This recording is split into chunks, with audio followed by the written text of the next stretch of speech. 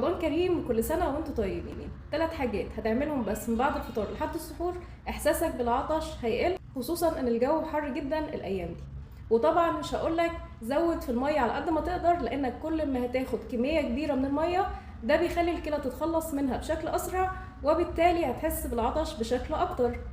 يكفيك انك تاخد احتياجاتك من المية من بعد الفطار لحد السحور، بلاش انك تزود في المية. طيب ايه هي ال3 حاجات دي؟ اولا نسبة الملح في اكلك يكون قليل، خصوصا في وجبة السحور. تجنب انك تاخد مخللات في وجبة السحور لان فيها نسبة صوديوم عالية، وبالتالي هتحتاج انك تشرب مية اكتر، فهتحس بعطش طول نهار رمضان. تاني حاجة السكريات والحلويات. تجنب انك تاخد سكريات وحلويات في وجبة السحور، لان كل جزيء سكر بيحبس لك 4 جزيئات من المية، وبالتالي هتحس بعطش في نهار رمضان.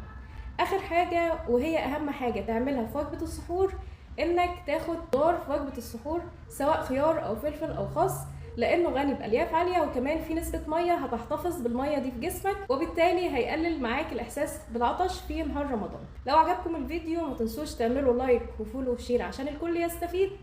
رمضان كريم وكل سنة وانتم طيبين.